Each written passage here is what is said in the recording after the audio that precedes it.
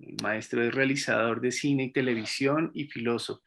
Es doctor en filosofía, arte y pensamiento crítico, docente de las maestrías en creación audiovisual de la Pontificia Universidad Javeriana y en escrituras creativas de la Universidad Nacional de Colombia. Es editor general de la revista sobre arte e imagen Común A. Entonces, maestro, muchas gracias por acompañarnos. Bienvenido a este espacio. Bueno, primero que todo, muchísimas gracias a ustedes por invitarme. Me parece un espacio muy pertinente, muy oportuno. Y en general creo yo que los espacios de difusión y de construcción de pensamiento, que no es solo de construcción, digamos, de reflexiva, sino de herramientas para la acción. Y uso la palabra herramienta de manera intencional porque así es como también entiendo yo las imágenes como herramientas, no como espejos que representan a la realidad. Y ahorita me voy a extender en ello en esta charla. Pues celebro muchísimo que se abran este tipo de espacios y aún más pues que me abran un espacio a mí para compartirles lo que pues he tratado de estructurar a propósito de la situación coyuntural que está viviendo el país, ¿sí? En el marco de esto que han llamado el posconflicto o el posacuerdo, ¿sí? Porque tal vez lo que tristemente ha ocurrido es que el conflicto no ha cesado, no como querríamos, a pesar de que el acuerdo, digamos, se firmó. En fin, metodológicamente quiero hacer una precisión y es, les acabo de compartir 3 links por el chat, en la medida en que son 3 links de 3 videos. El primero y el último, es decir, el número 1 y el número 3, son muy breves, pues los invito a que lo vean en la medida en que yo los invite o me refiera a las imágenes. El segundo es un video bastante extenso, pero me interesa sobre todo que vean un fragmentico de unos 3 o 4 minutos al cual me referiré, ¿sí? A propósito de imágenes, digamos, del conflicto que circulan libremente, ¿sí? Por eso quiero hacer otra precisión, y es, a mí, digamos que me interesa menos la categoría arte y más la categoría imagen, ¿sí? Me parece que la categoría arte implica una realidad institucional demasiado estrecha, demasiado localizada y en la mayoría de los casos, pensaría yo, me arriesgaría a decir, a veces demasiado elitista. A diferencia de las imágenes que, sobre todo en un contexto tecnológico como el contemporáneo, tienen una capacidad de circulación, de producción y de consumo que si bien está enmarcada dentro de, digamos, un monopolio tecnológico global, también está enmarcada dentro de una gran diversidad de usos y de apropiaciones que desbordan, digamos, el modelo monopolístico que trata de, digamos, encajarlas, encasillarlas. Empiezo entonces con mi presentación haciendo esa salvedad sobre mi interés particularmente por la imagen. Aunque van a ver, voy a hacer referencias al arte, a imágenes que circulan por internet, a imágenes de carácter más bien institucional. Me voy a referir a un documental muy famoso, No hubo tiempo para la tristeza. En fin, sobre la imagen, las víctimas y su representación, me interesa insistir en que a mí me interesa abordar los peligros y las virtudes que contiene, en los casos particulares que voy a tratar, las imágenes y el acto de producir imágenes sobre eso que, digamos, hemos históricamente aprendido a llamar como las víctimas, porque la categoría víctimas es históricamente localizable y empieza, digamos, que a tener presencia institucional y a operar, digamos, como categoría académica, digamos, después de la Segunda Guerra Mundial, fundamentalmente después del Holocausto. Empiezo entonces. En el contexto nacional actual, ha surgido una solicitud urgente para todos aquellos que se dedican a la producción de imágenes. En el marco del denominado posconflicto colombiano, se le pide a los encargados de producir imágenes y de ponerlas en circulación que restituyan el derecho a la voz y a las imágenes de aquellos que han sido histórica y políticamente silenciados. Hoy día, más que nunca, parece que la producción de imágenes en Colombia tiene la tarea política de restituirle la voz y la presencia a las minorías étnicas, políticas, de género, entre otras. De este modo, se ha visto crecer el número y el tipo de imágenes que desde sectores muy diversos y hasta contrarios se propone retratar los rostros de la guerra, relatar los testimonios de las víctimas y denunciar los horrores del conflicto. Desde los procesos de verdad y reparación, desde hace ya un par de décadas, digamos, que se dieron con la implementación de la Ley de Justicia y Paz, en los que se destinó un espacio para que las víctimas hablaran y cotejaran sus versiones con la de los victimarios, hasta los espacios periodísticos en horario AAA, en que los investigadores intrépidos le entregan el micrófono a quienes nunca lo habían tenido en sus manos, pasando por las oficinas de comunicación de las instituciones estatales dedicadas a la conservación de la memoria. La demanda en todos estos casos de imágenes de las víctimas silenciadas e invisibilizadas es generalizada. Claramente, esta demanda ha conducido a soluciones visuales muy heterogéneas e incluso contrarias entre ellas. Entre los procedimientos cinematográficos que utiliza un director como Felipe Guerrero para dar cuenta de la violencia a la que han sido sometidas las mujeres en el contexto del conflicto armado en Colombia, a través de su película claramente autoral, Oscuro Animal, y las soluciones más mediáticas de los programas investigativos de los canales privados nacionales que se rodean con las lágrimas del desvalido, hay una gran distancia. Entonces quiero hacer una observación acá, una detención, y es, cuando hablo de imágenes, hablo de usos de las imágenes, ¿sí? No solo, digamos, se trata de referirse a la imagen como si ella apareciera flotando en una suerte de, digamos, limbo en el que goza de la virtud, pensamos cuando idealizamos las imágenes, de no estrechar contacto con la realidad. Eso no tiene nada que ver con lo que me interesa a mí, sino por el contrario, lo que me interesa es insistir en que las imágenes son objetos que se usan, y una imagen que circula dentro del circuito comercial cinematográfico, que ha pasado por una serie de festivales, que ha tenido el aval de unos señores que se dedican por allá en Europa a programar, a seleccionar películas en festivales, señores que sin saber español nos dicen a los latinoamericanos cuáles son las películas que más valen la pena del cine que hacemos.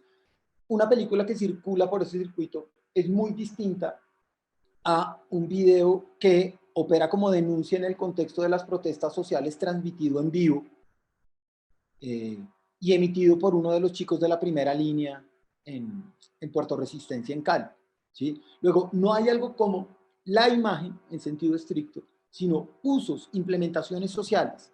Y eso, digamos, siempre depende depende de la imagen misma, claramente, porque la imagen siempre tendrá un contenido, pero ese contenido siempre estará sujeto a variaciones en virtud del mundo en el que circule, del circuito en el que aparezca. Voy a decirlo en términos muy técnicos. Una imagen siempre está sujeta a formas de producción, de circulación y de consumo. Y en virtud de esas formas concretas de producción, circulación y consumo, encontrará, digamos, su realidad social, ¿sí?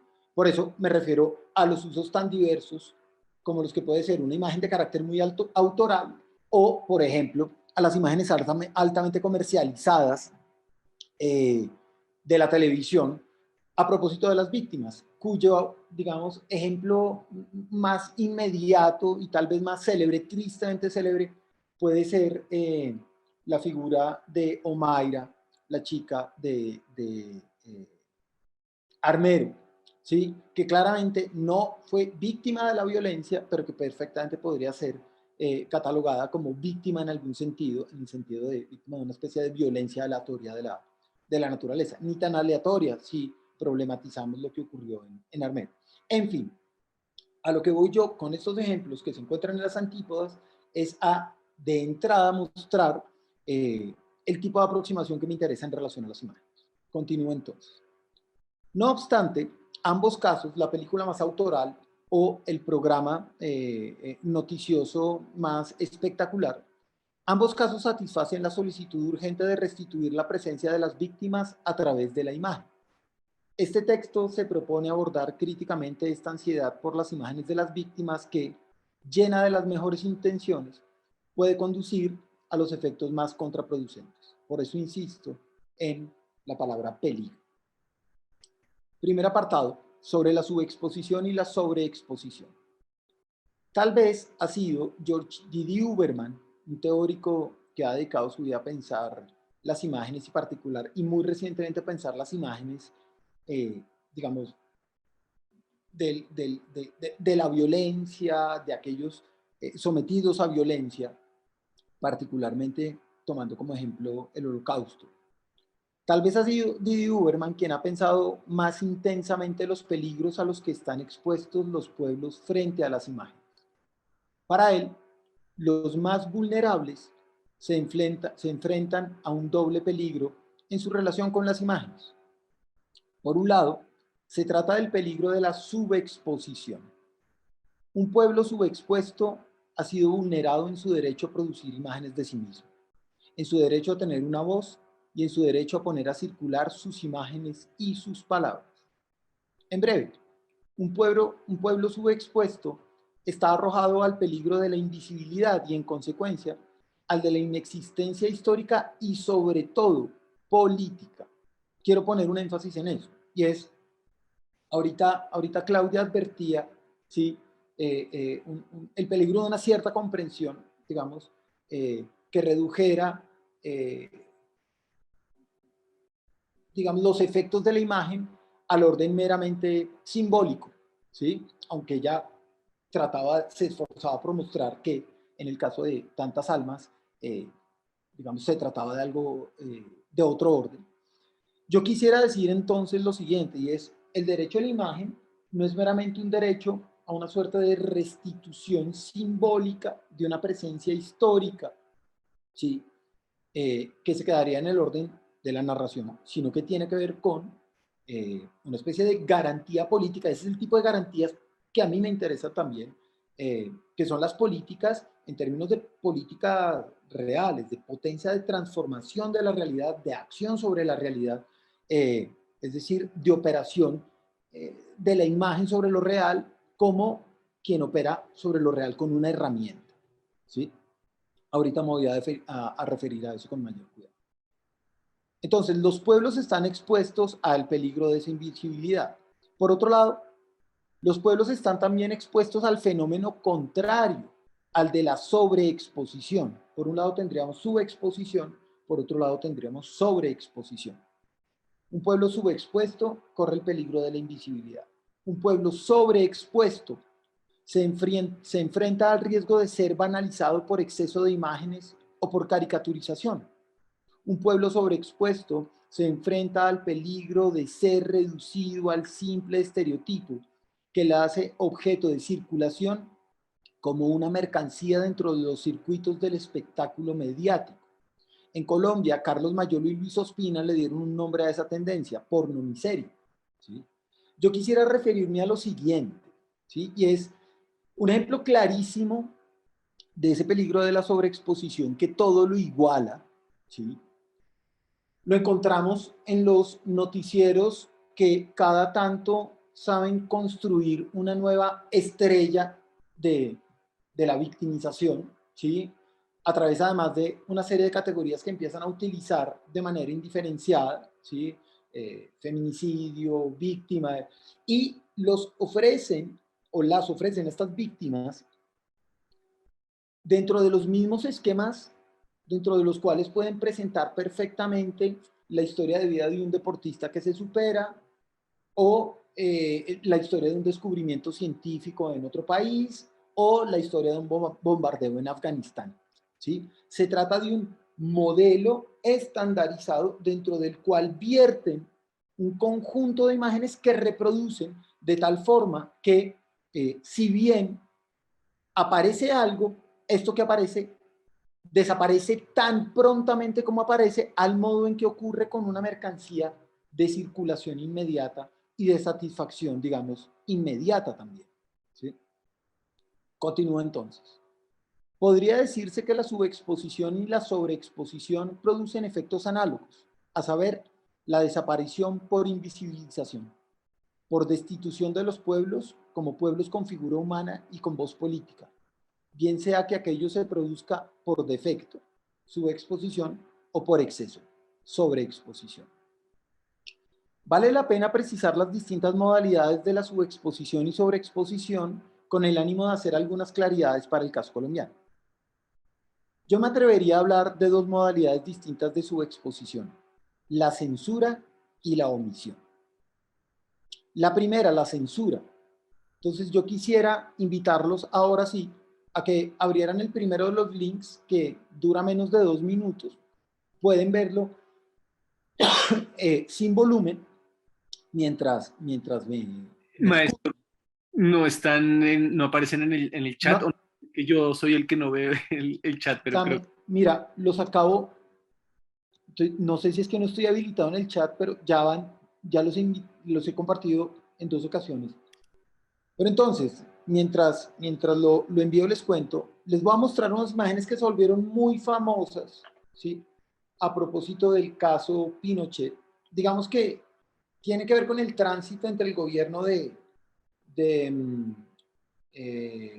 ahorita se me olvida el nombre, el que derrocó Pinochet y en Chile, ¿sí? El caso chileno.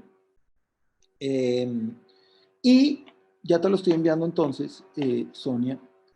Y hay unas imágenes de un reportero, Leonardo Henriksen, quien de manera valiente, pero también suicida, decide filmar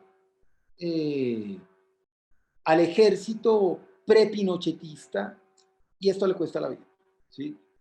Son unas imágenes que se volvieron célebres, tanto que Allende, disculpen mi mala memoria, ¿sí?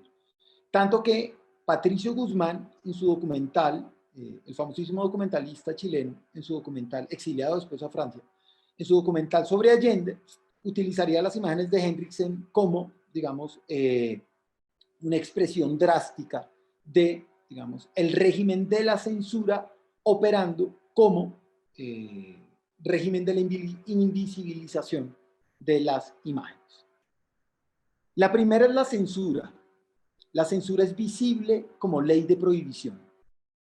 La censura opera exhibiendo su poderío de negación a través de la ley que impide la creación o circulación de las imágenes.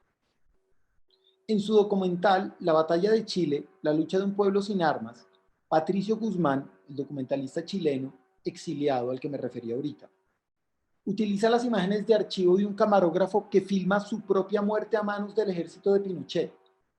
Se trata de Leonardo Henriksen, quien, tras arribar de Suecia como reportero de la televisión nacional de ese país, encontró la muerte sosteniendo la cámara con que filmaba a su agresor. El movimiento oscilante de la cámara captura a lo lejos a un grupo de militares, entre los cuales uno dispara directo al camarógrafo, para finalmente hacer que éste caiga junto con el plano de la imagen. Allí la censura, la prohibición, se expresa como facultad de dar muerte que se exhibe sin pudor. El éxito de la prohibición radica en su capacidad de exhibirse como ley de negación. De un modo muy distinto opera la omisión. Si hablamos de la censura como primera forma de la subexposición, hablemos de la omisión como segunda forma.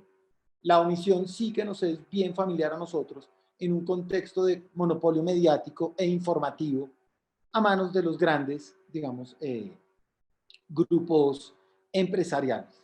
Bueno, veo que finalmente Sonia les compartió los links. Muchas gracias, Sonia, por el apoyo. No hay forma de saber qué plano omitió un noticiero o qué película se negó a ofrecer en sus pantallas un exhibidor. La omisión goza del poder silencioso de negar sin ser notada. Y quiero dar un ejemplo.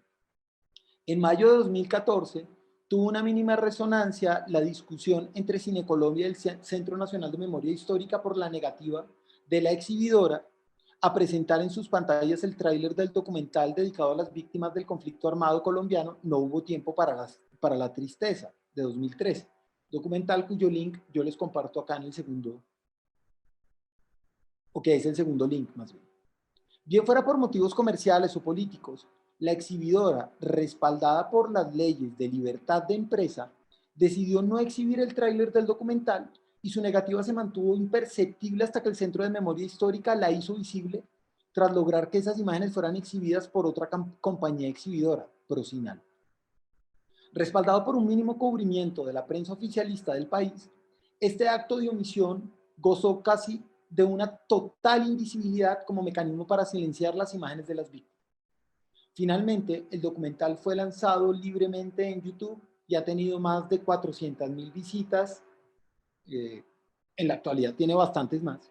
No obstante, la negativa de Cine Colombia ha sido mayoritariamente invisibilizada. ¿Sí?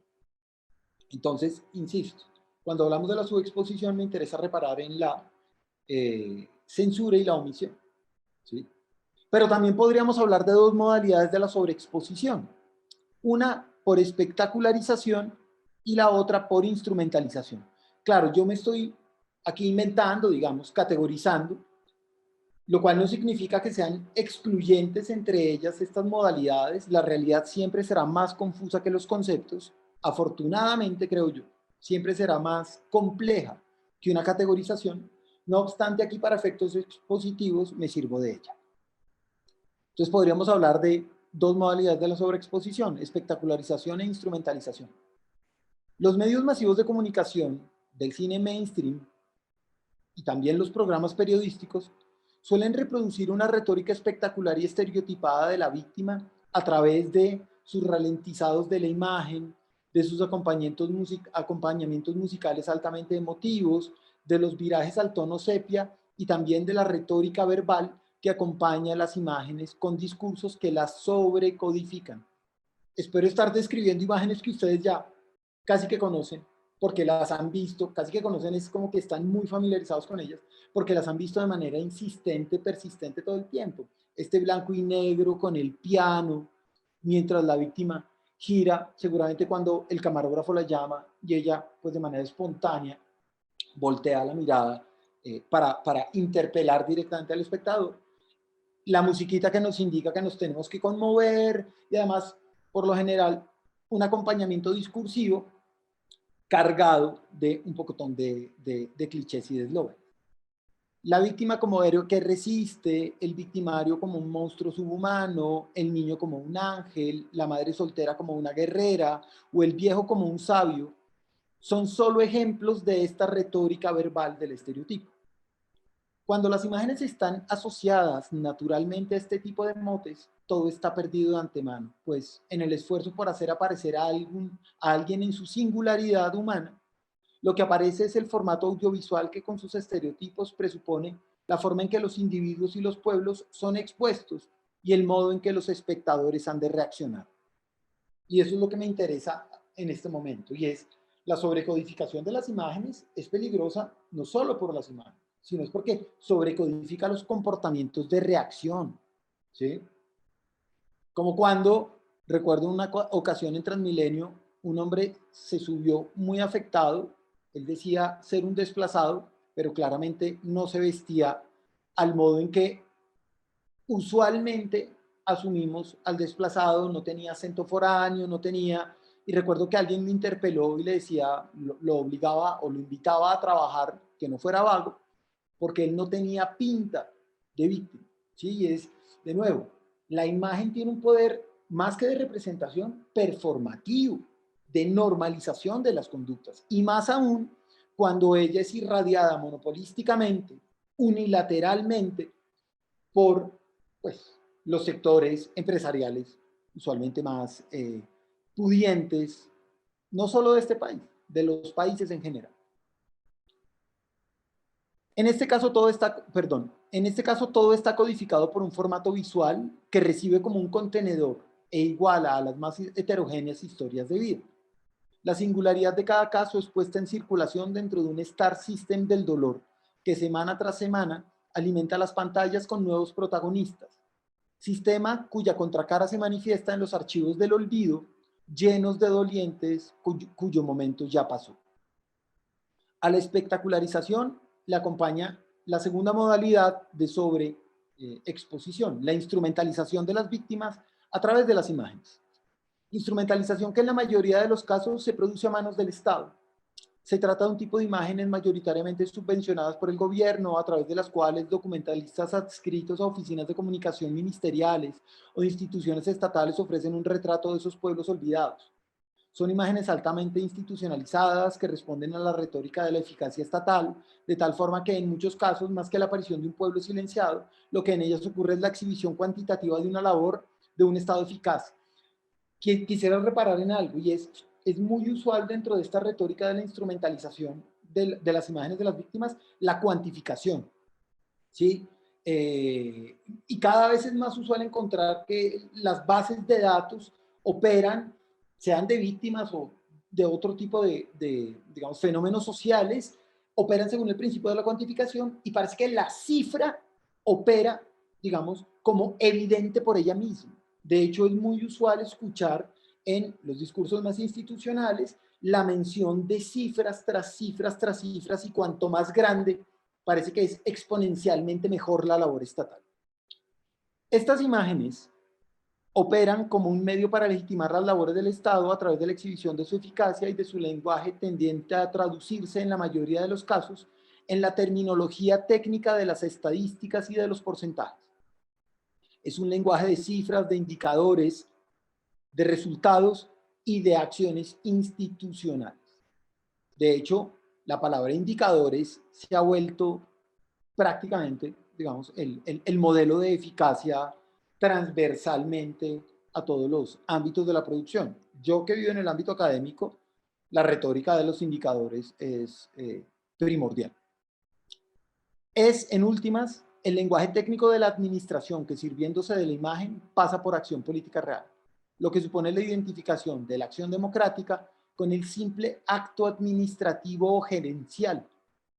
Documentales como el ya nombrado No hubo tiempo para la tristeza hace parte, al menos parcialmente, de este estilo. Entonces quiero referirme a él. Segunda parte, víctimas, imagen y consenso. Consideremos un ejemplo de instrumentalización de la imagen a manos del Estado para ofrecer a partir de él una lectura general de la imagen. Esta forma de aproximación a la imagen audiovisual nos permitirá desmentir la idea generalizada, pero equivocada, que supone que la imagen audiovisual y fotográfica, dada su naturaleza documental, cumplen de suyo la función de representar al mundo. La imagen técnica, me interesa insistir en esto, más que representar, actúa sobre la realidad. Más que ser un espejo, ella es una herramienta. Entremos entonces en el ejemplo. En noviembre de 2013, en el marco de la Semana de Memoria, el Centro Nacional de Memoria Histórica de Colombia lanzó su documental No hubo tiempo para la tristeza, insistiendo en que se trataba de una especie de versión audiovisual del trabajo investigativo publicado con el título Basta ya, Memorias de la Guerra y Dignidad, trabajo importantísimo como en general lo es la labor del Centro de Memoria, sin lugar a dudas. Como parte de la representación del documental, fue insistente el discurso según el cual este trabajo ofrecía un acto de resistencia y reparación simbólica, capaz de ofrecerle a las víctimas un remanso incluso terapéutico en medio de las urgencias de su situación. El periódico El Tiempo Online del 26 de noviembre de 2013 abre así su presentación del evento en el que se lanzó el documental. Abro comillas. Como forma de escape, denuncia, resistencia, pero también como evidencia de transformación e incluso de esperanza, el arte ha cobrado un significado especial en decenas de comunidades del país afectadas por el conflicto armado. Cierro comillas. Por su parte, en la edición del 14 de enero de 2014 del periódico La Patria, Ana María Robledo agrega su comentario sobre las imágenes documentales y los testimonios de las víctimas contenidos en este documental. Abro comillas de nuevo. Son estas víctimas quienes convierten la memoria en piedra angular para exigir verdad, justicia y perdón, pero no olvido. Cierro comillas. En sentido general, la prensa reproducía la opinión popular que suponía que este documental lograba con eficacia la restitución del derecho a la voz y a la imagen de las víctimas del conflicto armado nacional.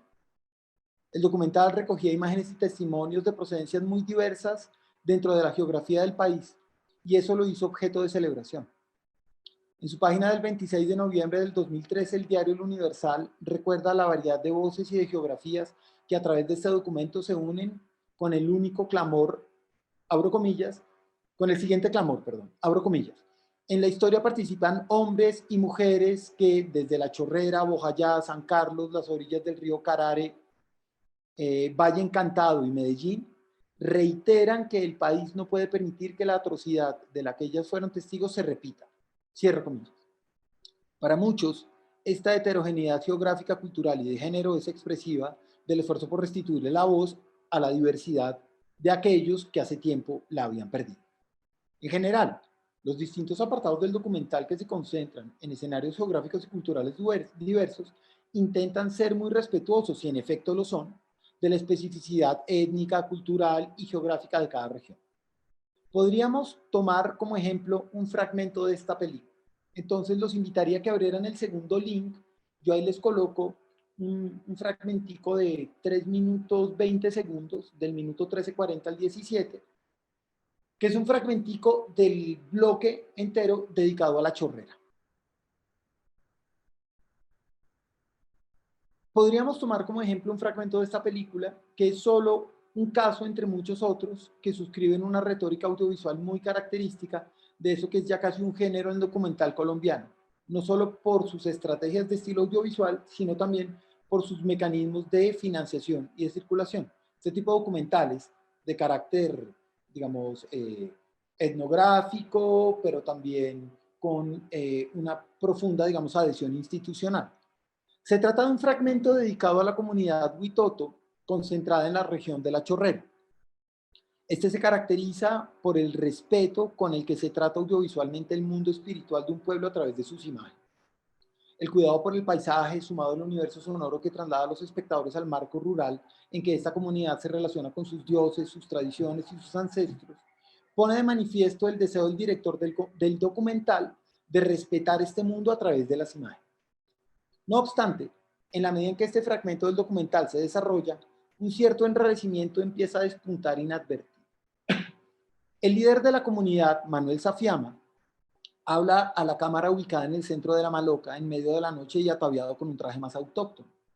El huitoto le cuenta a su entrevistador que si bien la explotación cauchera quedó hace tiempo atrás, la violencia del conflicto aún produce estragos en el presente.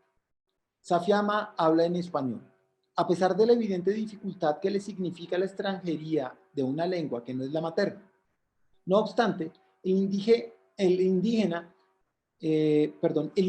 habla el lenguaje técnico legal, esto es lo que más me interesa, que ha aprendido y a través del cual insiste en la necesidad de que se le reconozca a su comunidad como una entidad territorial indígena, que es una categoría legal, que opera legalmente y que otorga agencia legal a los pueblos que saben servirse de ella. Entonces, él usa esta categoría para exigir los derechos que le corresponden. Adopta el lenguaje técnico de las leyes como mecanismo para reclamar su derecho y, en consecuencia, como medio para restituir su voz. Él le habla al Estado como un reclamante que genuinamente posee una voz propia. Sin embargo, en sus palabras encontramos una doble extranjería. La primera, que tiene que ver con el idioma español. La segunda, con el lenguaje técnico del derecho distinto y distante del lenguaje de la vida cotidiana en el seno de la comunidad. El lenguaje a través del cual se restituye su derecho a la voz es un lenguaje extranjero. Así, la dificultad con la que el lenguaje es enunciado por Safiama contiene, pero a la vez oculta, esta doble extranjería en la que la propia voz solo se alcanza por una subordinación respecto de la voz del Estado con todo su aparataje técnico legal. En esta medida, alcanzar la propia voz depende de la obediencia a la voz de otro, pero también de la apropiación de esa voz del otro. Por eso es un gesto tan ambiguo, con todas las características especiales que supone este lenguaje técnico. Se trata del Estado, culpable directo por acción y omisión de la tragedia histórica de la comunidad. El Estado es el que provee este tipo de lengua. La voz de Safiama, el líder étnico, fue posible porque adopta los principios administrativos del lenguaje del Estado. La especificidad indígena es informada como el contenedor que le da forma al material contenido, según la realidad operativa del Estado. Entonces, con esto no quiero menoscabar la toma de agencia política que supone esta vocería.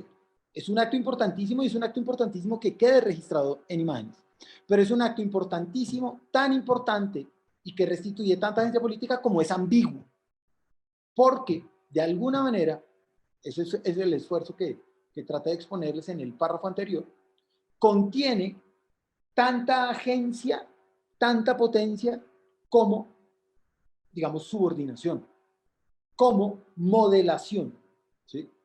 Se vuelve entonces importante, continúo, señalar que el gesto de Safiama frente a la cámara del micrófono no está desprovisto de ambigüedad. Él y su comunidad no son simples sujetos pasivos frente a la actividad coercitiva del Estado y de su lenguaje administrativo. En el uso del lenguaje oficial hay claramente una búsqueda por alcanzar una voz propia, un esfuerzo por manifestarse en la singularidad de su urgencia. Se trata de una apropiación activa del lenguaje extranjero como mecanismo político de denuncia y de acción legal. Safiama habla español y pone de manifiesto a través de la palabra una solicitud urgente y legítima que activa su agencia política en cuanto sujeto de derecho.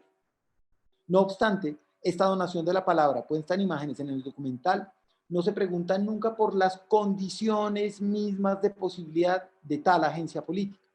Es decir, el documental asume de antemano una forma natural y a priori de la víctima y con ello invisibiliza esta ambigüedad de esta categoría en la realidad de su praxis. Todo esto gracias a una imagen de Safiama anticipable por el espectador al modo de las imágenes ya conocidas del Star System, en las que la inclusión de un cierto actor en el casting de una película se asocia a un determinado género cinematográfico y al tipo de emociones y de reflexiones morales que ella supone. Este género, como en general los géneros cinematográficos, audiovisuales, digamos más que cinematográficos, responde también a este tipo de anticipabilidad y tiene que ver con todo su dispositivo de puesta en escena y de verbalización. En este caso, la imagen del líder social se asocia a una cierta solidaridad que ha de activarse en el espectador, quien de antemano conoce los reclamos que las minorías suelen hacer a través de este tipo de retórica audiovisual. Como una mercancía anticipable por el consumidor, pero singular en su existencia, por eso es tan respetuosa de las singularidades, de las visitas a estos espacios, del trabajo con la comunidad. Estas imágenes aparecen en un mundo en el que la exhibición y la agencia política se entremezclan, en el que la circulación y el acto de alcanzar la voz propia se confunden. Insisto, de lo que se trata es de un fenómeno altamente ambiguo. Quisiera en este momento reparar, hace poco tuve la fortuna de leer un texto de Lina Buccelli. Ella es abogada, es profesora en el Valle del Cauca, en Cali. Su texto se llama El Estado de la Paz y ella distingue entre las burocracias duras y las burocracias blandas, ¿sí? A propósito de, digamos, el escenario jurídico que se ha abierto con la llamada justicia transicional y los procesos de restitución y demás. Y ella habla de cómo hay unas burocracias blandas que tienen que ver con comités usualmente constituidos por egresados de facultades de ciencias humanas, de ciencias sociales, que muy bien, y de comités de comunicación también, que muy bien intencionadamente van y visitan a las comunidades ansiosas de restituir sus, o urgidas más bien, de restituir sus derechos.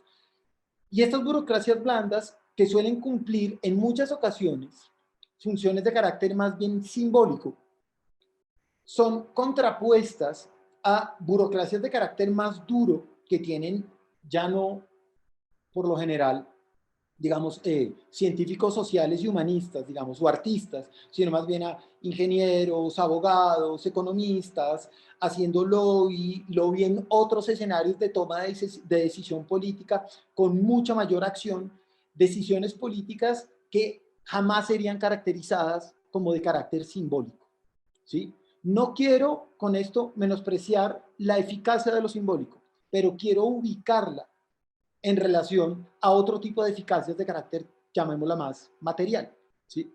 Yo los invitaría a que leyeran el texto de Buccelli para poder profundizar en esto que de manera tan grosera les presenté. Ahora bien, No se trata de mostrar entonces al líder Huitoto hablando en su propia lengua, inventando el poder de sus dioses por encima del lenguaje oficial de la nación y de sus miles de vericuetos burocráticos. No se trata de postular la fórmula inversa como solución política a través de la imagen. Ese recurso solo podría conducirnos al exotismo de las mercancías culturales que se satisface con una superficial exhibición de la rareza y la confunde con el verdadero acto político de litigio sobre lo común. En la exhibición romántica del otro no hay necesariamente una pregunta por lo político y sus condiciones de posibilidad, sino más bien una satisfacción ingenua que, lejos de otorgar verdadera agencia política, simplemente se regodea con la estetización de lo insólito para un placer puramente retiniano acompañado de un dulce regocijo revestido de liberación moral. Eso podríamos llamarlo también turismo exótico por la vía de la imagen. Y esa no es la solución a la que yo me refiero. De hecho, yo no me atrevería a plantear una solución. Justamente a lo que me he referido es que la imagen siempre está sujeta a usos y a usos muy diversos. Yo lo que quiero señalar es la ambigüedad de la imagen y en consecuencia los peligros a los que está arrojada. La imagen de Safiama, hablando en su lengua materna natural, con el idealismo exotizante que le puede acompañar, no sería en absoluto garante de una verdadera acción política en la imagen, de una verdadera confrontación entre lenguajes heterogéneos litigando por el establecimiento de una verdadera comunidad entre iguales. Retomando la imagen de Safiama, podemos señalar entonces que el uso bien intencionado de la imagen puede derivar en efectos contraproducentes en cuanto a intentar restituir la voz, se oculta que esto solo es posible en un acto ambiguo de subordinación y toma de agencia plagado de ambivalencia.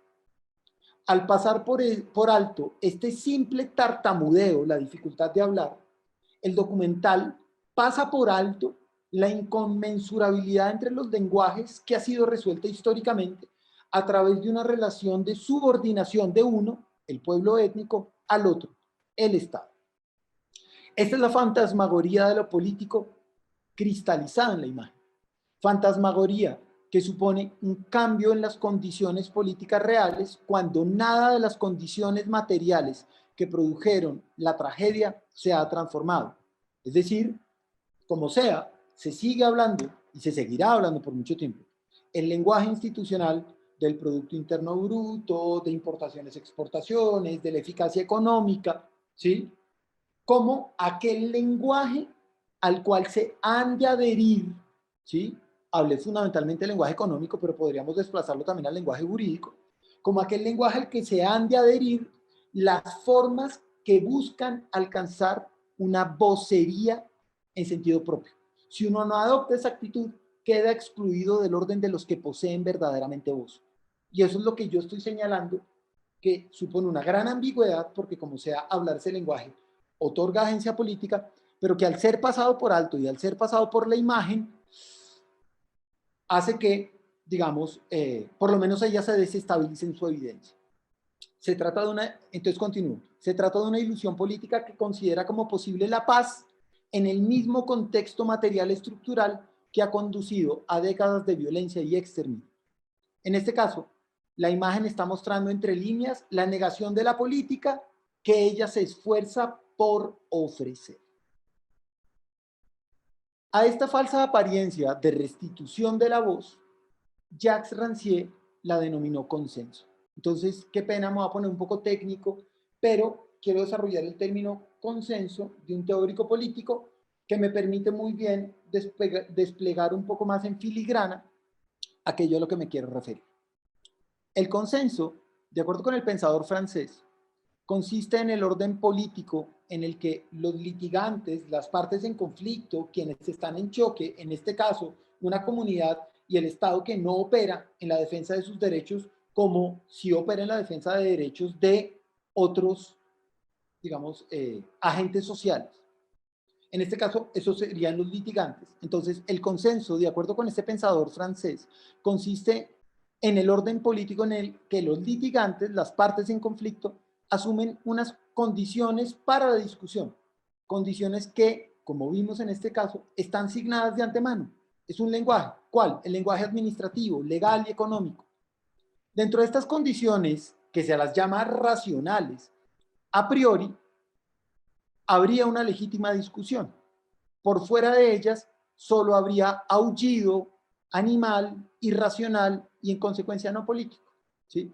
Un ejemplo que para mí es clarísimo son las negociaciones, por ejemplo, del salario mínimo. Cuando se sientan dos agentes en litigio y uno habla de manera unilateral el lenguaje del Producto Interno Bruto, producción económica, y el otro, que podría hablar otro lenguaje legítimo política y humanamente, el lenguaje de la miseria, el hambre, la búsqueda, la urgencia de la dignidad, en fin, de llegar a hablar ese lenguaje sin más, que es un lenguaje políticamente legítimo, pasaría por mero aullido ante este otro, que es el que pone las condiciones a priori de la discusión. Lo que quiero es traer este concepto al orden de esas imágenes a las que me referí. ¿Sí? Así que quien no se somete a las condiciones a priori de esta discusión, quien no subordina su palabra a las condiciones preestablecidas para este encuentro, para el litigio, realmente no tiene participación. No sería considerado como capaz de la política porque ni siquiera sería capaz de tener la voz. Quien acepta estas condiciones de base sería un sujeto político y quien no se somete a ellas solo emite ruido por su boca. Así, quienes no se adaptan a las formas del lenguaje racional del litigio no podrían participar de él.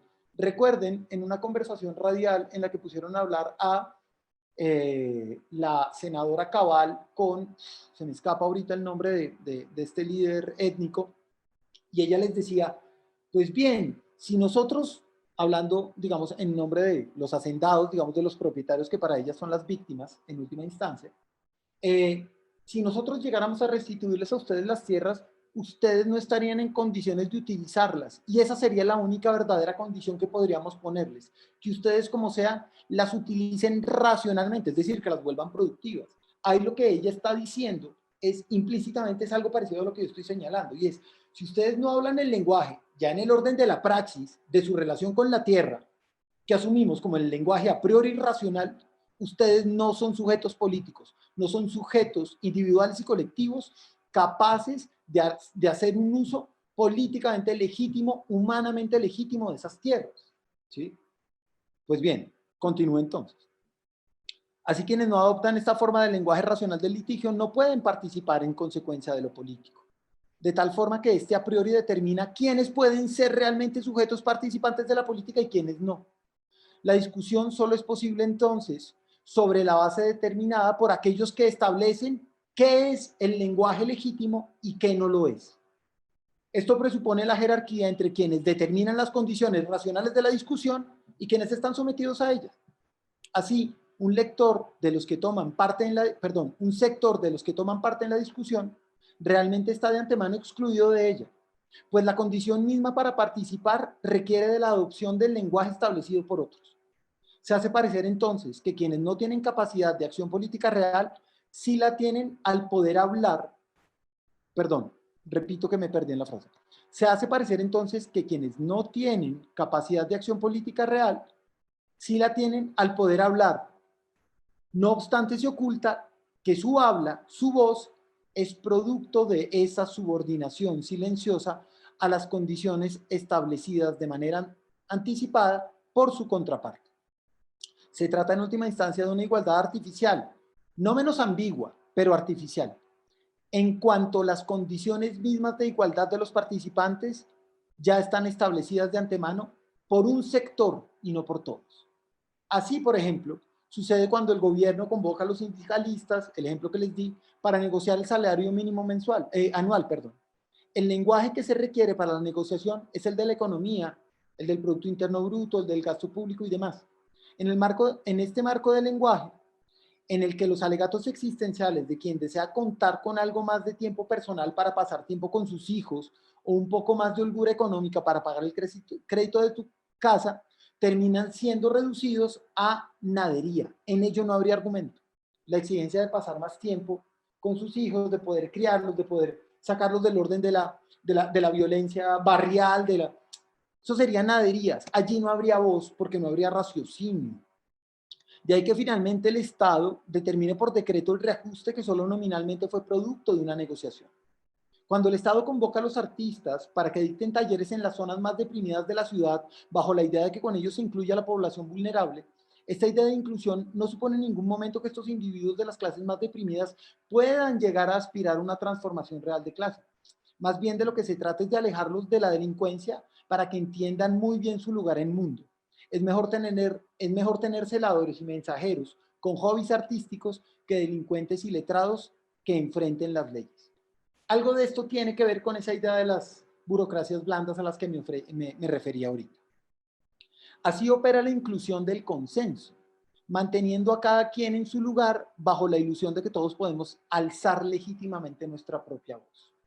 Como Manuel Safiama, quien habla a la cámara, pero al hablar realmente somete su palabra a las condiciones de visibilidad determinadas desde hace mucho tiempo por el Estado y toda su maquinaria económico-administrativa. Cuando la gente sin posibilidad de participación es contada dentro de los que sí tienen en efecto esa posibilidad, ahí se funda lo que Jacques Rancière llama el consenso, que es una gran ilusión, un gran artificio. Cuando la imposibilidad de participación política real es invisibilizada bajo la imagen de que tal participación es realmente efectiva, se produce esta trampa. Parece entonces, y empiezo a redondear para cerrar, que en muchos casos, a pesar de contar con buenas intenciones, la imagen audiovisual se presta para respaldar estas políticas consensuales de manera muy ambigua, de manera inconsciente, y eso hace que sea tan difícil en ocasiones producir y poner a circular imágenes. ¿Sí? Entonces, de manera muy ambigua puede llegar a prestarse para invisibilizar la subordinación de esta voz a esa otra voz. Quisiera cerrar entonces con una cita de Didi Uberman a propósito de esto. Si los pueblos están expuestos a desaparecer, es también porque se han construido discursos para que, aunque ya no veamos nada, aún podamos creer que todo sigue siendo accesible, que todo permanece visible y que, como suele decirse, todo está bajo control. Cierro comillas y con eso cierro esta presentación. Les agradezco muchísimo su atención y pues los invito a que se abra este espacio de conversación. Muchas gracias, maestro. Abrimos entonces el espacio para las preguntas, los comentarios.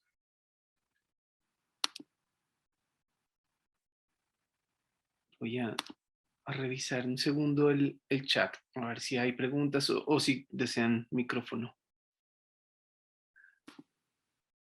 Ricardo Hernández le dice, muchas gracias, Juan. ¿Usted considera que un usuario no especializado en imagen es consciente de esta sub o sobreexposición de la imagen en la actualidad y lo que significa? Muy buena pregunta. Gracias, Ricardo. Yo creo que no es un asunto de especialidad en la imagen. Yo creo que es un asunto de eh, ni siquiera de especialidad, porque creo que lo político no depende de doctorados o de vínculos con la institucionalidad académica, pero sí creo que tiene que ver con una cierta sensibilidad política. Entonces yo cambiaría la expresión especialización en la imagen con más bien una cierta sensibilidad política, dentro de la cual la imagen sería una de esas otras instancias a valorar como herramienta de acción política. Porque, y ese es parte del esfuerzo de esta charla, la imagen nunca viene sola. Ella siempre viene integrada con discursos, además viene asociada a circuitos de exhibición, a escenarios de consumo, a estrategias en fin. Y en esa medida, la imagen viene, como les digo, vinculada a formas del discurso y a formas de la praxis, a prácticas. En esa medida, creo que no se trata tanto de volverse un experto en sentido académico o no académico sobre las imágenes, sino más bien volverse sensible en clave política. Es decir, yo creo que este es más bien un llamado a una suerte de alfabetización política. ¿Qué significa eso? Pues es algo que me desborda y que creo yo tiene fronteras borrosas, pero que sí supone preguntarse por esas categorías que han sido tan altamente manidas, ¿sí? Tristemente muy manidas, como las de dignidad, igualdad, vocería o agencia política, y es si están operando o en qué sentidos operan y en qué otros sentidos dejan de operar. En esa medida, claramente esto sí reclamaría de una cierta sensibilidad, pero no sería una sensibilidad estética. Por eso me ha interesado tanto desvincularlo del ámbito del arte y más bien traerlo al ámbito de la imagen más amplio. Y tendría que ver con una sensibilidad política para la cual, digamos, la academia o la formación de carácter más ilustrado no sería prerequisito en absoluto. De hecho, de manera muy afortunada, yo conozco mucha gente que trabaja, digamos, con gente de regiones y de ámbitos sociales donde la posibilidad de tener acceso a la formación académica es bien complicada, pero que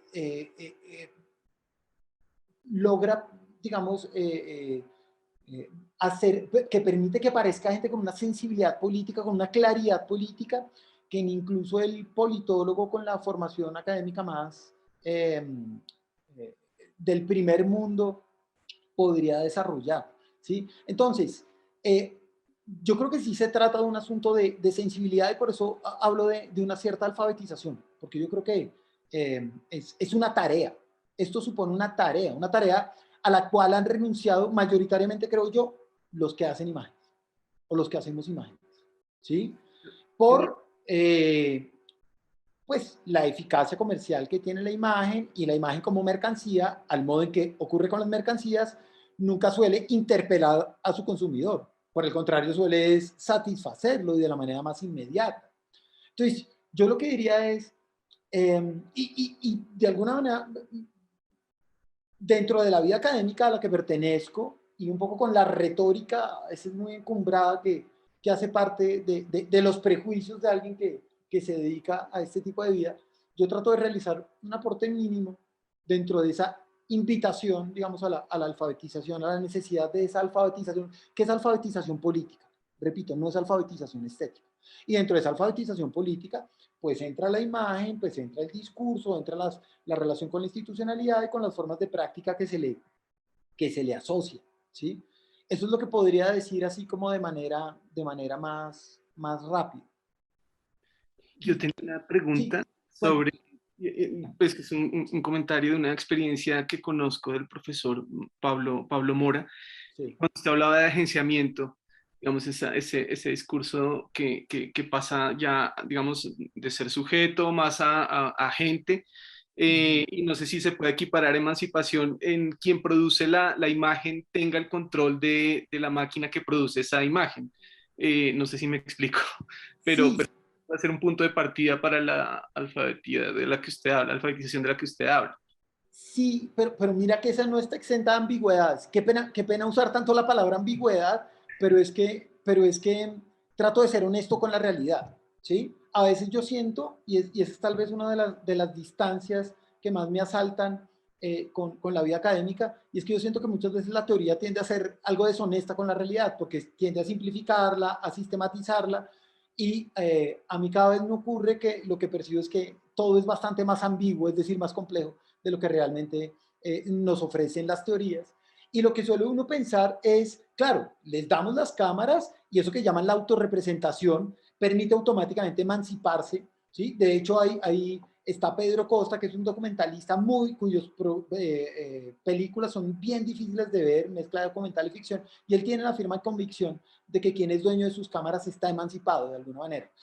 A mí me cuesta mucho trabajo creerlo, porque como acompañante de procesos, ¿sí? Yo conozco a Pablo y de hecho he acompañado procesos con él, con comunidades, pero también como realizador y como también como espectador de algunos documentales que se han preguntado por eso de la autorrepresentación.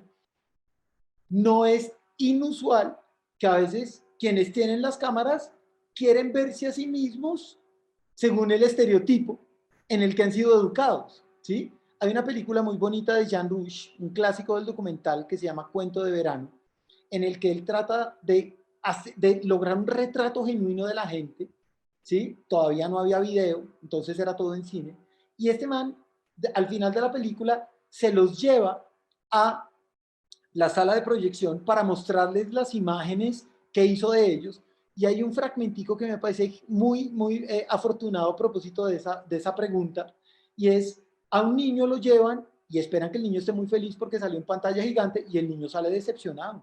Y él decía, a mí ustedes me dijeron que me iban a hacer una película al modo de esas del ratón Mickey y me salen con esta cosa toda aburridora, qué tristeza, ¿sí? Y al final salen ellos como preguntándose, lo que quisimos fue estar a la altura de la realidad, pero parece que incluso para ellos el lugar común y el cliché, ¿sí? El estereotipo, está más a la altura de sus expectativas de realidad en la imagen que las imágenes que tratamos de manera muy honesta de producir sobre ellos. Y en muchas ocasiones también ocurre cuando la gente toma la propia cámara. Piénselo con los selfies hoy día y con los celulares, ¿sí? Y es las redes sociales, si eso ocurriera, las redes sociales estarían plagadas de verdad de una imaginería impensada, pero lo que uno descubre es que uno visita un perfil de Instagram o un perfil de Facebook y los ha visitado casi todos, ¿sí? Luego, entiendo y es muy importante apropiarse de los medios, pero ya no es suficiente, ¿sí? Yo creo que eso es, de nuevo, un asunto de alfabetización que desborda esto, pero eso es un momento importante dentro de esa alfabetización, sin lugar a dudas. Yo creo que alcanzamos a una pregunta más, ¿le parece, maestro? Claro, claro. En relación con lo que comentaba Alejandro, recién va mi siguiente pregunta. ¿Existen maneras de modificar el lenguaje legítimo vigente? ¿O tal vez alguna manera de proponer formas de lenguaje alternativas? ¿El arte sería una forma de ese lenguaje? Uf, eh, yo quiero entrar por el final, y es, a veces me preocupa que se sobredimensiona el arte por dos motivos. Porque por un lado, se espera de él más de lo que puede hacer, ¿sí? Y es, el arte es un ámbito de producción y de consumo, ¿sí? Y el arte incluso está arrojado a un mundo de producción y de consumo de mercancías que circulan de manera indiferenciada en el mundo, ¿sí? Y por otro lado, y esto me ha costado ciertas amistades, digamos, el arte es una institución de élite, entendida en el sentido más institucional, ¿sí? Ahora, esos privilegios de élite le permiten al arte explorar las posibilidades de la imagen como no está permitido en otros ámbitos más comercializados. Ahí vuelve la ambigüedad de la cosa, ¿sí? Es un elitismo que puede ser profundamente prolífico también, o sugestivo, pero que como sea, en la mayoría de los casos está circunscrito a estos ámbitos de especialistas, ¿sí? Lo cual puede ser tanto, o es condición para la ganancia, pero también condición para la pérdida de esa ganancia, ¿sí? Entonces, yo diría que hay un peligro con la romantización política del arte en ese sentido. Aunque no obstante el arte, gozando de los privilegios que goza, tiene unos permisos que políticamente pueden dinamizar las potencias políticas de la imagen, ¿sí? Ahora, si este lenguaje, digamos, estatal o este lenguaje, digamos, que tiende a subordinar las otras formas del lenguaje, puede cambiar, pues sí, eso es, como sea, somos sujetos históricos. Y esa es la tarea. Yo creo que la tarea es hacer que la democracia deje de ser una palabra vacía, ¿sí? Y en mi caso, la pregunta es, ¿cuáles lugares estratégicos en cada caso? Porque siempre es en la localidad de los casos, puede llegar a encontrar la imagen como catalizador, como vehículo para la movilización de una democracia en sentido duro y no meramente en sentido nominal, ¿sí? No sé, yo pienso WhatsApp, que es el mecanismo de control ¿sí? Porque no es solo de control laboral, es también de control afectivo, ¿sí? ¿Dónde estabas? No me contestaste. Eso le puede decir uno del jefe o la esposa, ¿sí? Pero ese mismo WhatsApp en manos de un grupo de madres comunitarias puede volverse un recurso poderosísimo para que ellas se emancipen al trabajar comunitariamente y delegar un día a la semana el cuidado de los otros niños y poder adquirir el dinero que no habían podido adquirir de otra manera. Y, en fin, el asunto es, vuelvo, insisto, de uso, ¿sí? Entonces, creo que tiene que ver con usos del lenguaje, usos de la imagen, usos incluso del lenguaje, porque es que hay cosas, eso es lo que saben los, pues, los que yo llamaría buenos abogados, y es que ellos saben muy bien servirse de ese lenguaje contra las intenciones que fundaron ese lenguaje y su hegemonía, ¿sí? Entonces yo creo que es un asunto de usos y de localidades.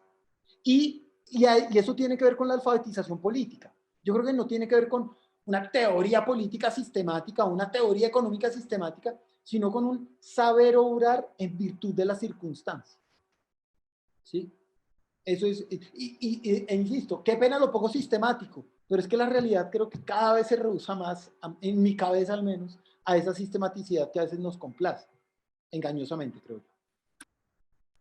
Bueno, maestro, pues le agradecemos muchísimo por su tiempo, por la charla y por las respuestas a estos comentarios. Le invitamos al ejercicio que vamos a hacer de sistematizar proyectar una memoria de este encuentro de 2 días y los invitamos a continuar a las 2 de la tarde con Estéticas del Perdón con el profesor Pablo Felipe García. Muchísimas gracias de Perfecto. nuevo, maestro. No, muchísimas gracias a ustedes por su invitación y a ustedes por su atención. Gracias. Que tengan un feliz resto de día. Hasta luego, maestro. Hasta Muchas gracias. luego.